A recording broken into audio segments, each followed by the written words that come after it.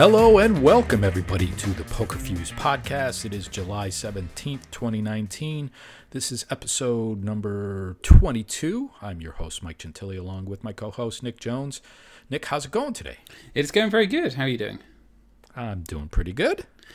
So I wanted to get started. I want to start this episode because we had a listener reach out to us after last episode, which is always nice, bit of two-way interaction of the podcast. And I'm not sure if you remember last week we talked about what you can do at the age of 21, because obviously it was our 21st episode last week. Right. And I can remember anything that you can actually do at the age of 21 here in the UK. Well, a listener kindly reached out and pointed out some things that you can do, and I've since fact-checked that, and there are 4 things that you can do as a Brit at the age of 21. I wondered if you wanted to try and guess some.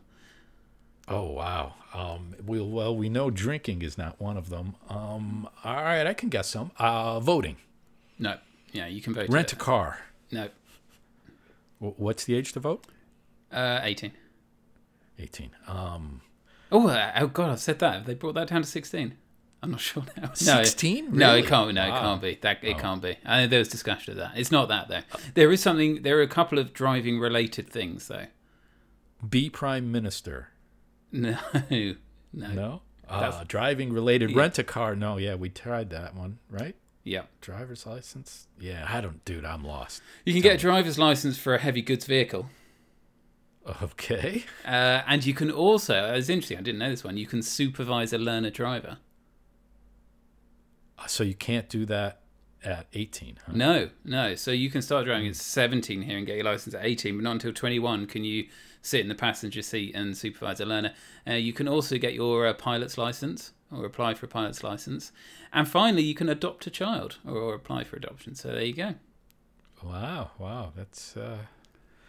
Yeah. I'll tell you what that is, Mike. That is entirely unrelated to poker. Do you think we should talk about some? Yeah, I think there's some big news in the poker world this week that we should be talking about. Okay, let's dive into it.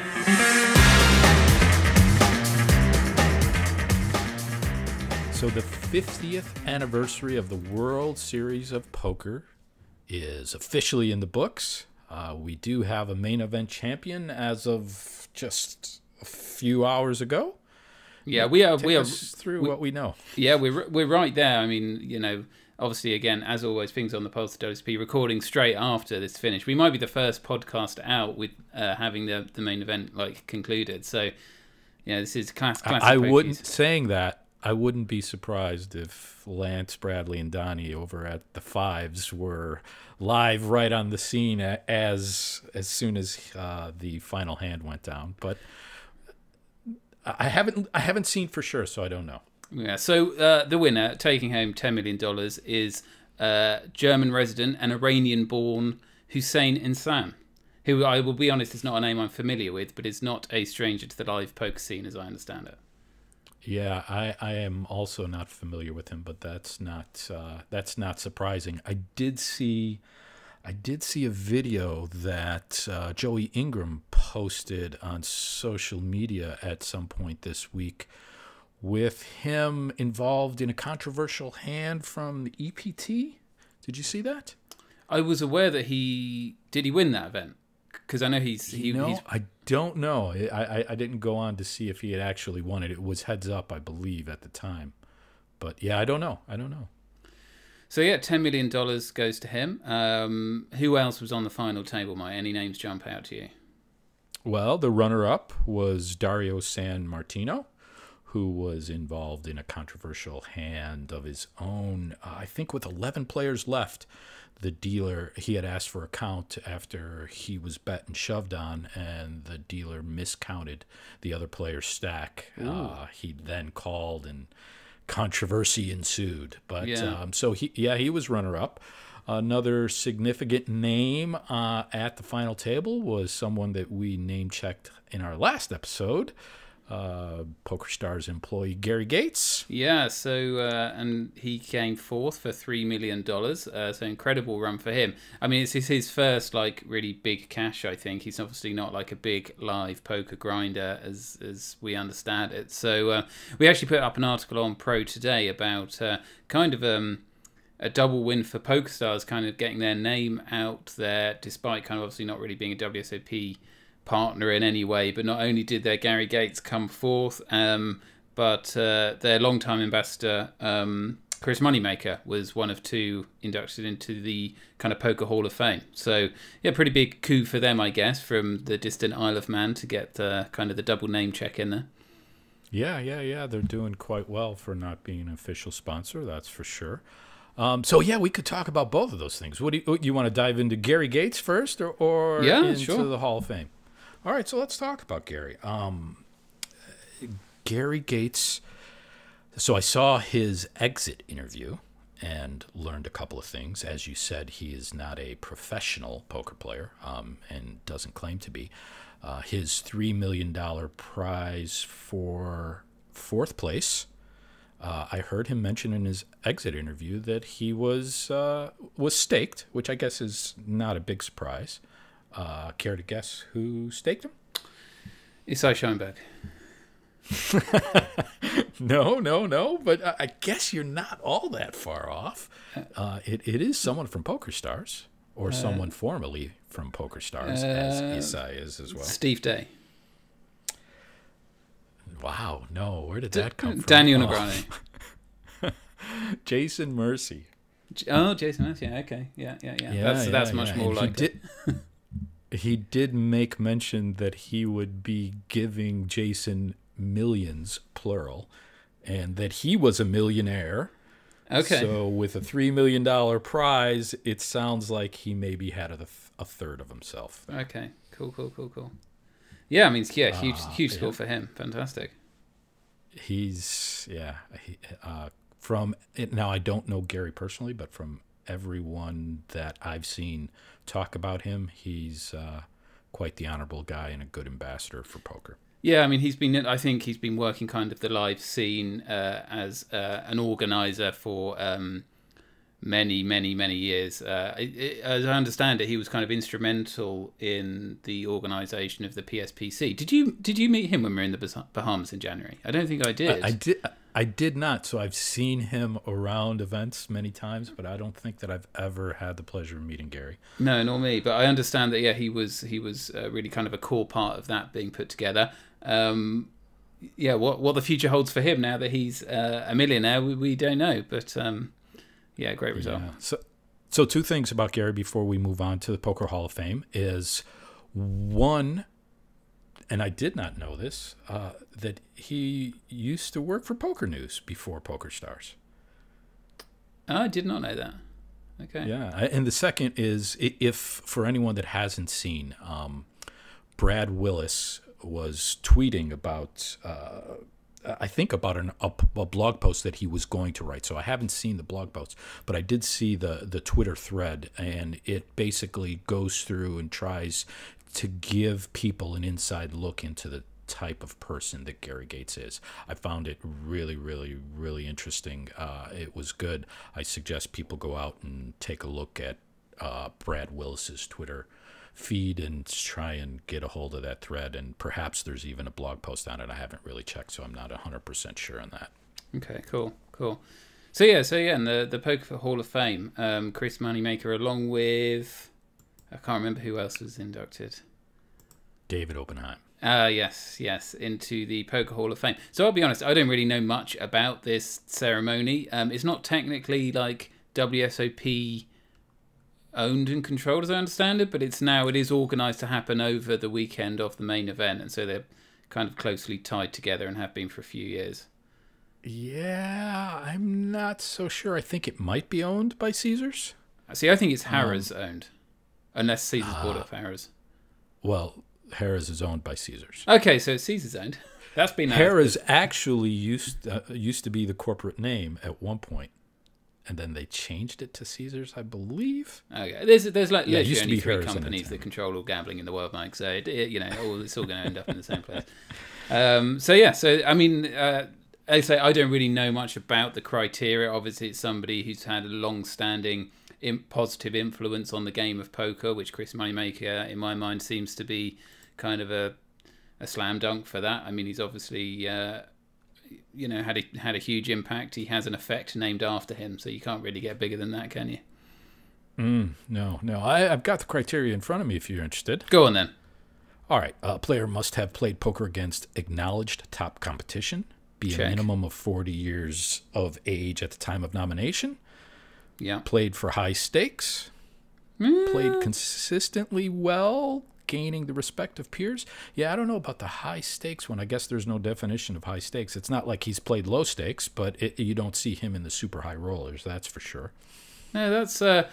I mean, that criteria points more towards the quality of a player rather than kind of his advocacy of poker, because he's definitely more in that role than the. I mean, he'll be the first to say, and has done it in interviews with you, I think, that like, you know, he sees himself as a recreational player, right? That you know, he likes you know, meeting other recreational people, chatting at the table, you know, that kind of thing. And his story always was kind of the everyman. The everyman, exactly. So if, you know, I'm not sure saying like him being respected amongst other, you know, poker players for his quality of play is not how I would define him and define his kind of what legacy he will leave, certainly. But so let me tell you the final criterion. Wow, I'm not sure about my plural and singular of that criteria word. is going to be the plural there. What's the singular, though? Criterion.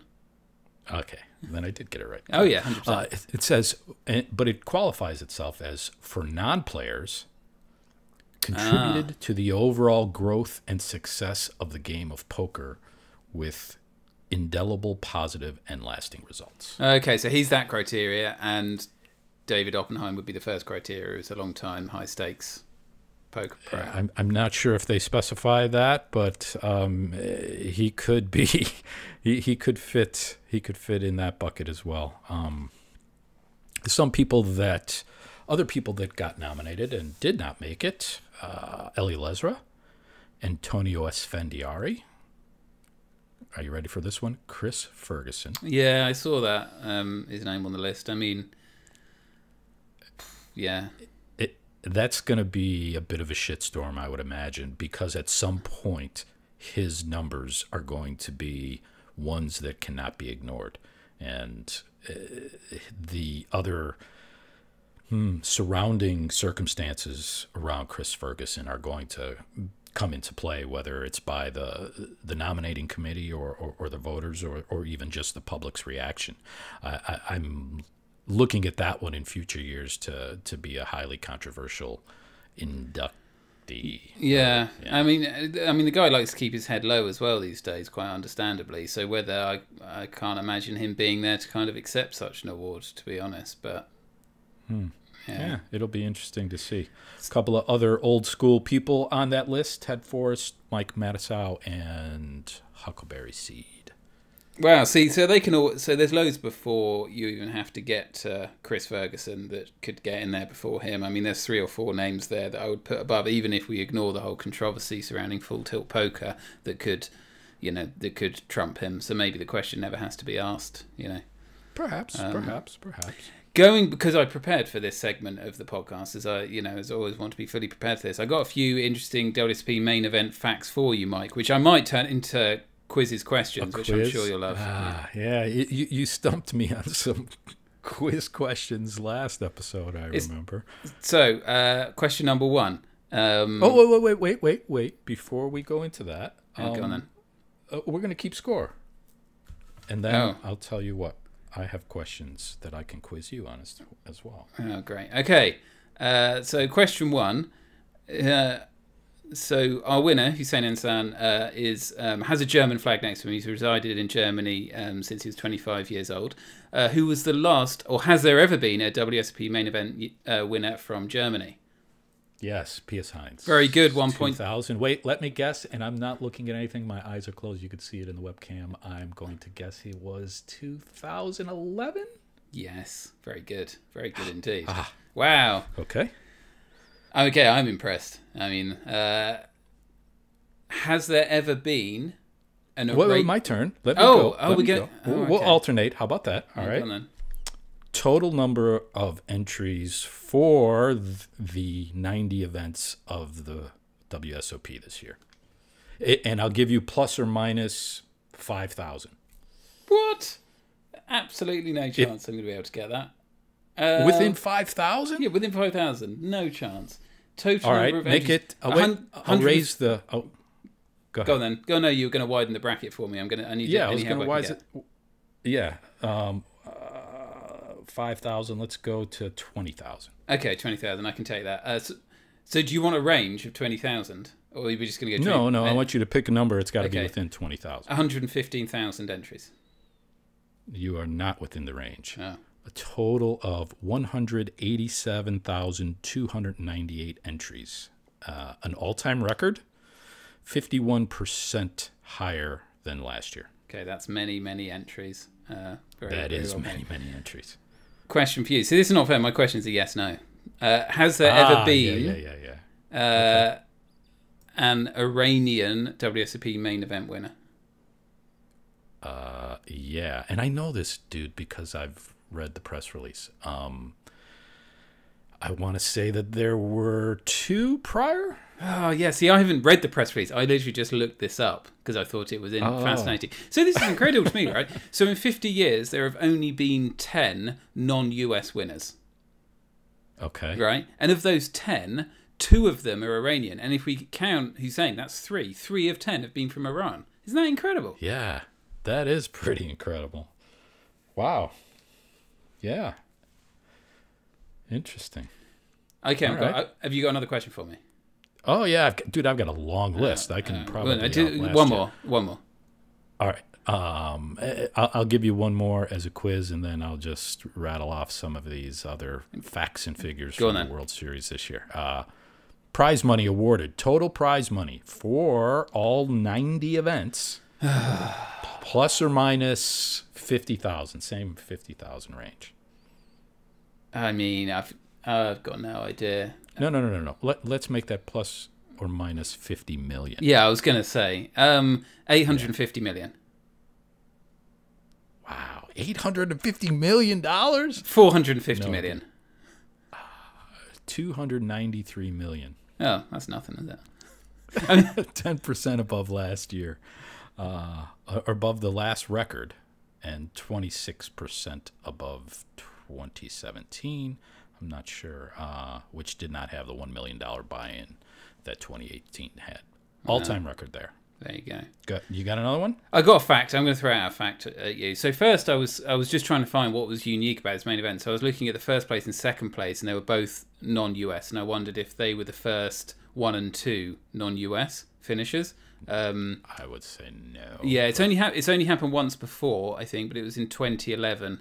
It was Piers Hines and the Czech Republic's Martin Staško, I think, or is that the Russian flag? Czech, right.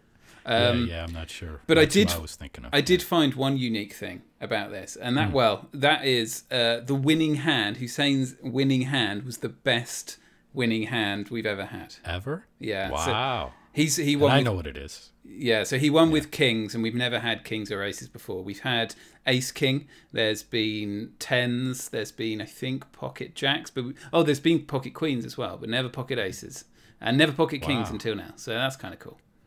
Kudos to you for looking that up. There you go. That's some deep dive in there. All right, so I'm going to rattle off some figures from the World Series of Poker this year that are pretty notable. Go on then. $1 million plus prize pools, all-time record, 62. Yeah. Out of 90 events. $2 million prize pools or greater, 34. $5 million prize pools or greater, 12. $10 million prize pools or greater, 3. And one $80 million prize pool, the second largest in history. Obviously the main event there. Events with 5,000 or more entrants, 12. Yeah. Wrap your head around that for a second. This is just massive. So the WSOP was a huge success this year. Tons and tons of records set. Second biggest main event of all time. I think the cries for poker is dead or dying can take a look at the results of the World Series this year and maybe try and reconsider their position. Yeah, absolutely. Let's put a pause on this. We're going to go into the second segment, but don't fear. We're going to be talking more about the WSOP, aren't we, Mike? So a little bit, yeah, a little bit more. So quick music break, and we'll see you on the other side.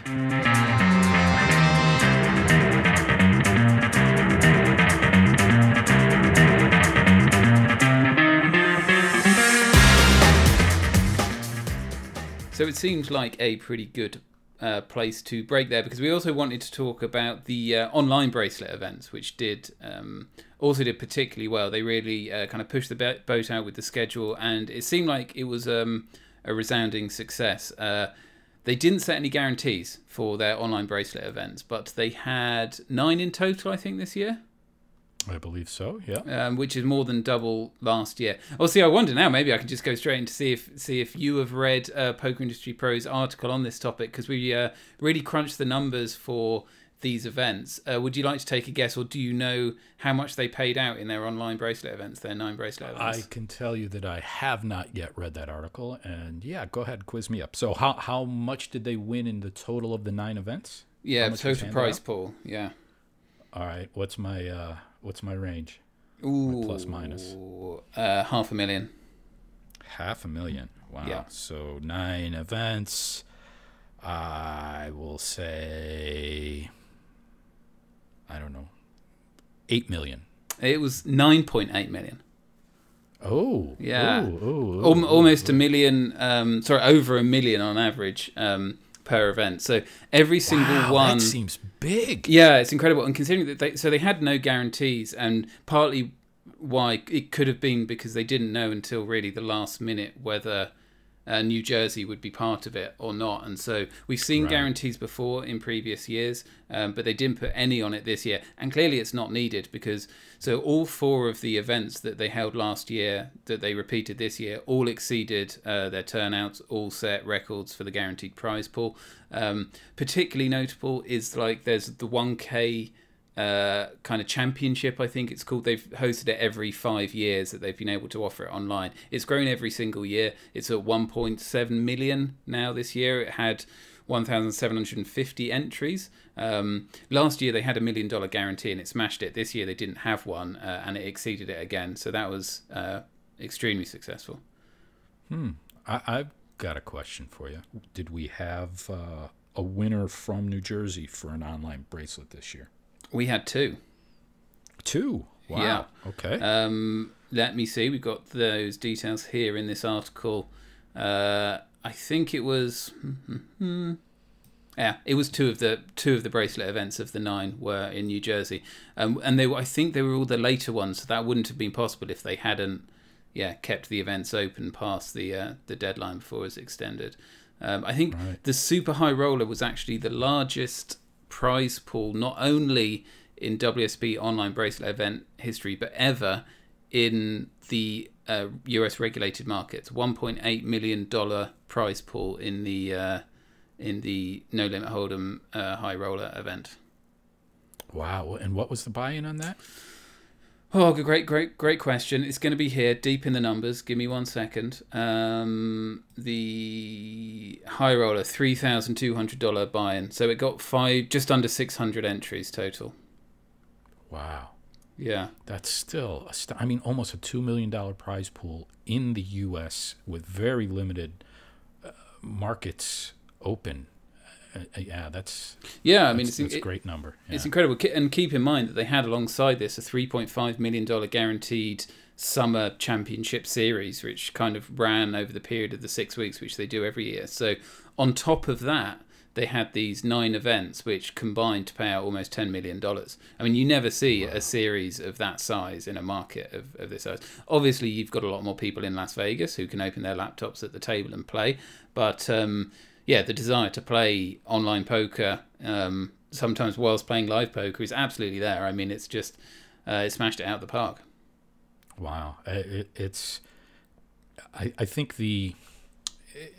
going through the numbers that we did in the last segment and touting how successful the 50th anniversary of the World Series of Poker was, I think if we were to pull out just the online events, like we're doing in this segment, and look at their place in history, it's going to be equally as successful, if not even more, than the live events themselves. I mean, these numbers are just astonishing. Yeah, and it's interesting. It's the first year where kind of nothing has happened as well. So, like, if we look over history, if we look at the 1K championship event, so I think in the first year, So the first 2 years, you had to finish the final table in Las Vegas live.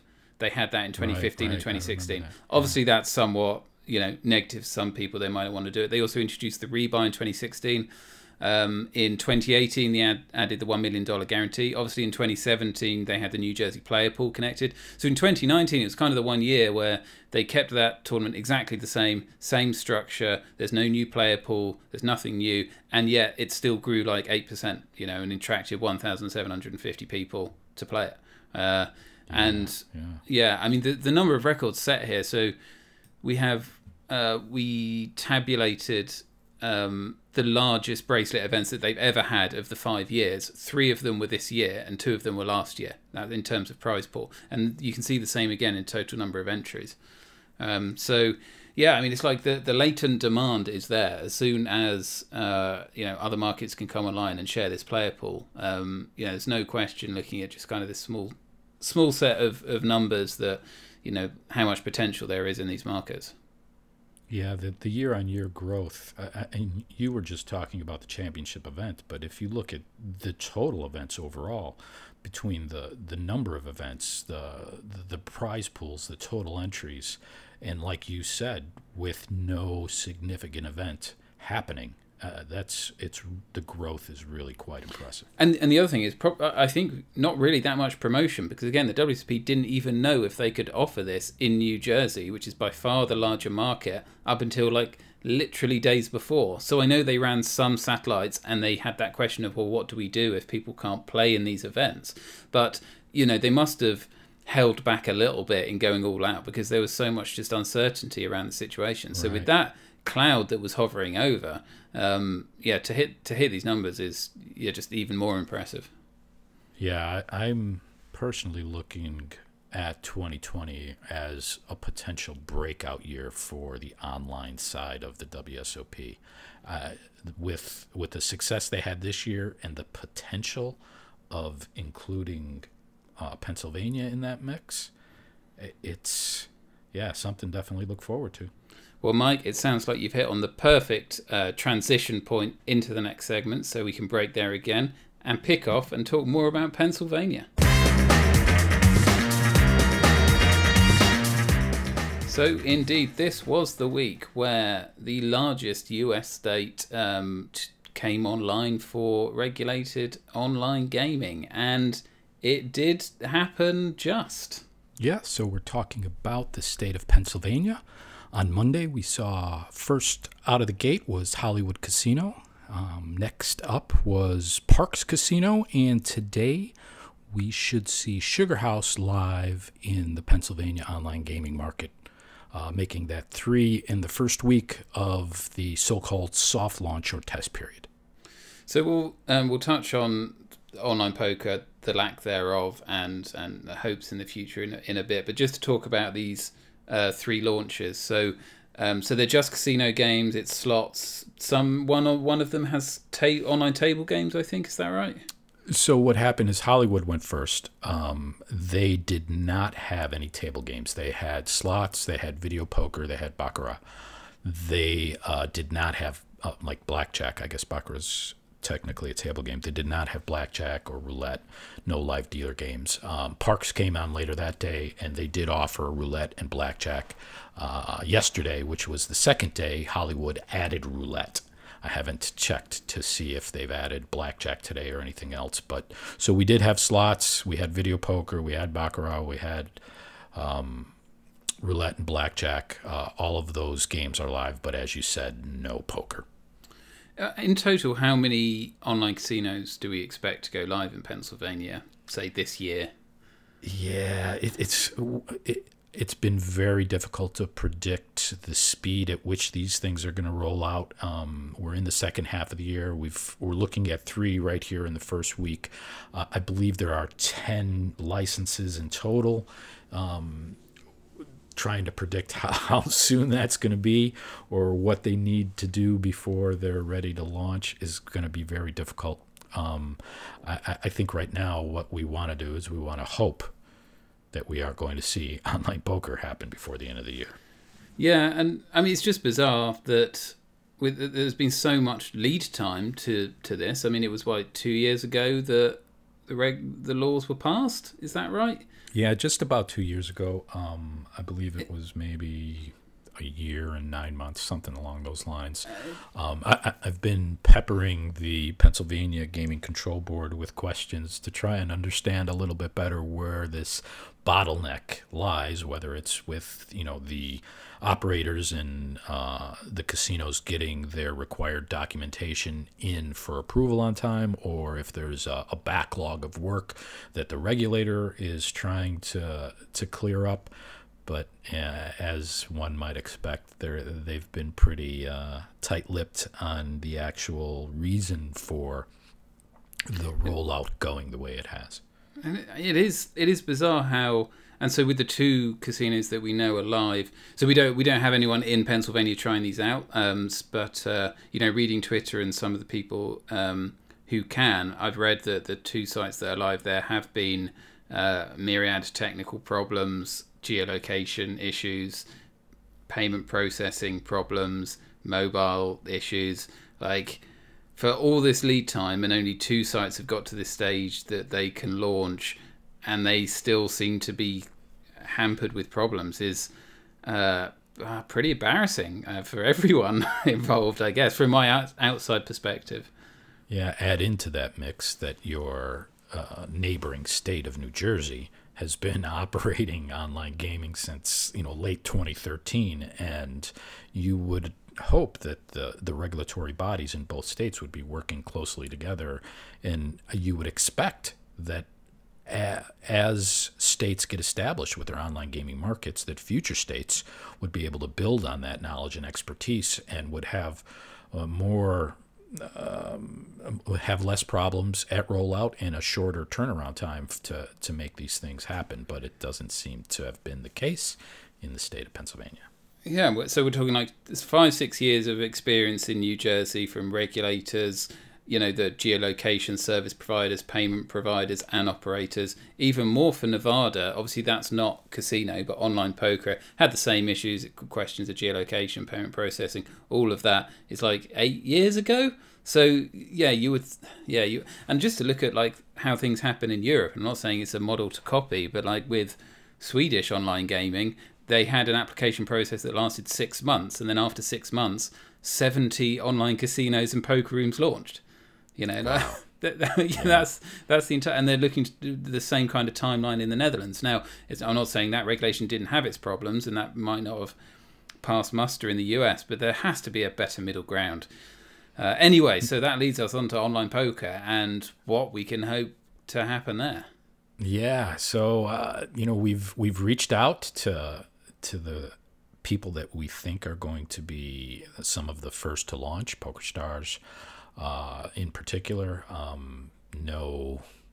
No word coming out of their camp, even though they appear to us to be in line to be the first one to go live.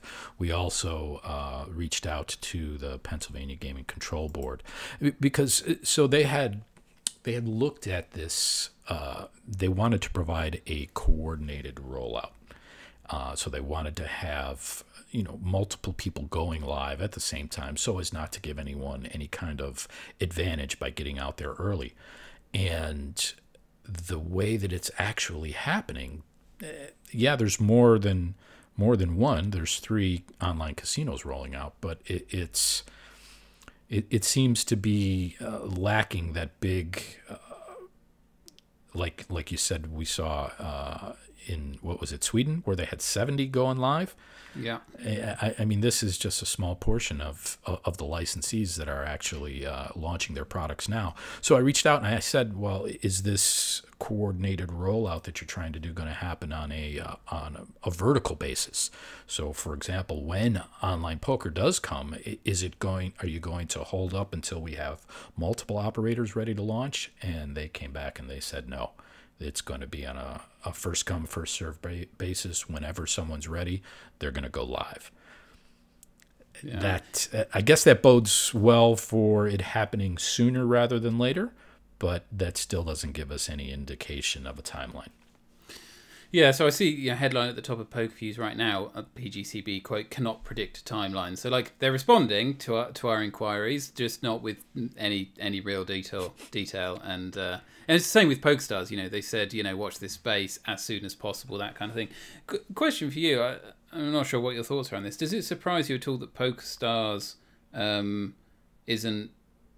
Well, actually, the first question is, do you think PokerStars is planning to launch a casino under their own brand? And if they are, does it surprise you that maybe the casino wasn't first to launch with poker coming later?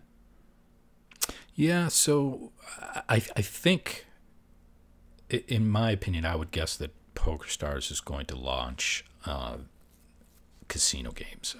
The complication there is their relationship to Mount Airy, and we know that Mount Airy has also a partnership with 888, for example.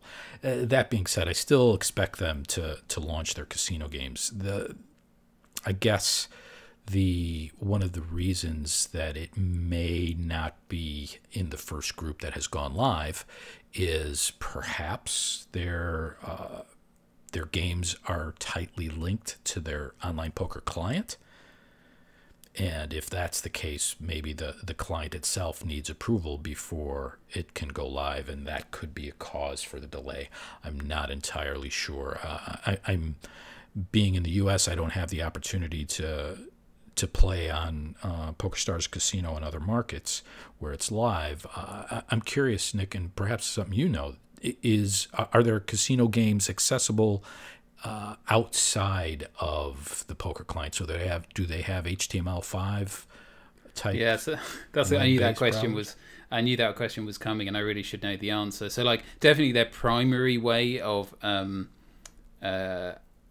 letting users access casino games is through the downloadable poker client, and in no market do they just have casino. So, like, they perhaps haven't looked at it. I mean, they're ultimately all either HTML5 or like Flash-based games. So I'm not actually sure if it is available. If I go to PokerStars Casino, I'm going to do it now. I go to PokerStarsCasino.com. It's quite possible that they have mobile apps too. So they might have separate mobile apps, and so they do. I think these games are. If I logged in, I think I could play these from the web browser. Yeah, I think they are available in the web browser. And I know their sportsbook as well is, Perhaps they are just so tightly linked to what's happening in the poker client that, and we don't know. They could be accessible through the browser there, but there may be required or prerequisite parts of those that function in conjunction with the poker client itself. I'm not sure. Yeah. And so, with poker in Pennsylvania, we're kind of looking at a two-stage process. Obviously, firstly, we need one and hopefully more online poker operators to go live in the state. PokerStars first, but we'd love to see WSOP and some other operators come in. And then, of course, the Gaming Control Board has to authorize cross-border shared liquidity, so these operators can connect it with the New Jersey, and in the WSOP case, New Jersey, Nevada. And that's a big if, whether it happens at all, and if it does, that the timeline's just going to be a total guess, I assume. Right. There's still things happening on the federal level with for example, the lawsuit that we saw with the state of New Hampshire and the lottery commission over there, and I believe the federal government still has time to appeal that decision. There's a lot that can happen between, over the next 6 months, for example, that could determine the path of shared player pools in the U.S. I tend to be pretty optimistic on the outcome of that. So I would not be surprised to see Pennsylvania combined with the other player pools by the time the next WSOP rolls around next year. But it's also quite a bit of a question mark, considering that we don't even have online poker live in Pennsylvania yet.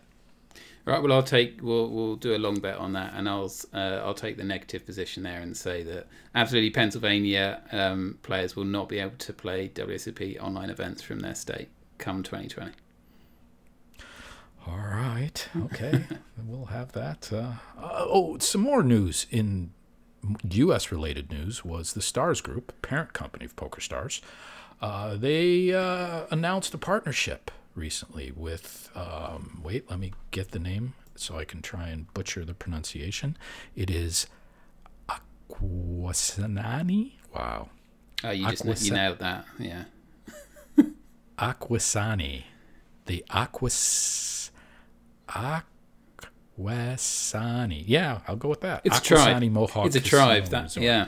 Yeah. Yes. So they have formed a partnership with them. It's mostly going to be for their land-based sports book at the beginning, but it does give them first skin rights to offer branded real money online poker and casino games along with mobile sports betting.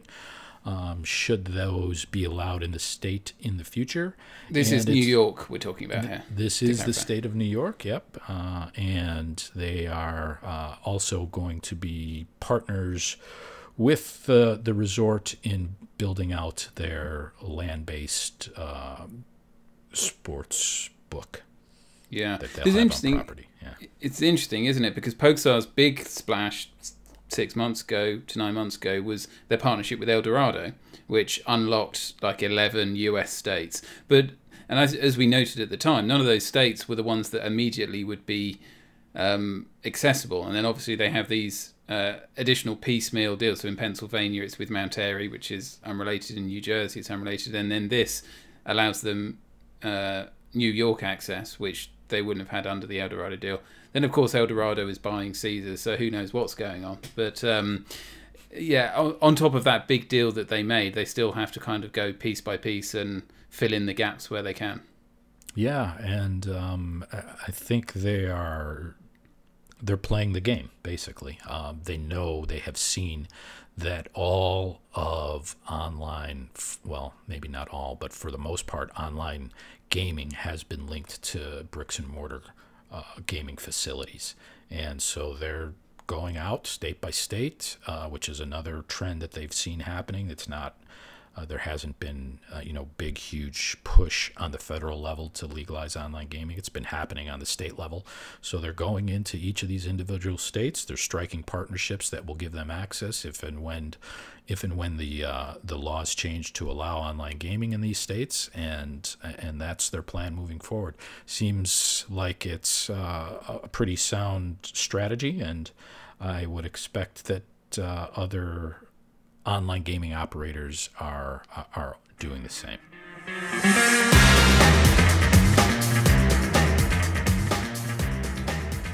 Well, that puts a wrap on the episode for this week, Nick. Our standard outro conversation has been, over the past 3 episodes or so, conversation about our transcription service. Very exciting developments this week as well. Exciting developments. All right. So we had refresh listeners on the over-under wagers. I can't even remember what line we set. I remember you took the under. I think it was 6. No, is that? It was the week before it was 6. You took the over and it was 7. I can't remember what we set last week, but I know you took the under.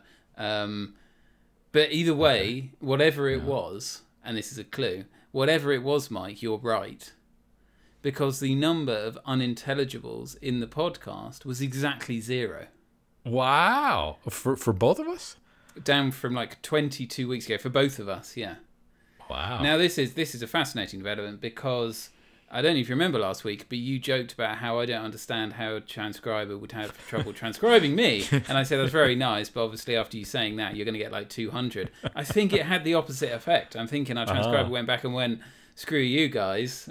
And so you kind of passively aggressively got him to go back. As I say, he didn't put, he might have just made the words up. That was not my intention. It might have been unreadable, the end result. But yeah, so I mean, the whole thing's blown wide open. Now, so let me ask this then. With no unintelligibles, it probably deserves a shout out for our transcription service, no? Yeah, big shout out to gotranscribe.com. Are we sure that's the name? Yes. Okay. Yes. Yeah, huge effort there, guys. Been working with them for 6 months now. They finally dialed in my accent, and well, can we go back to back zeros though? That's the big question now.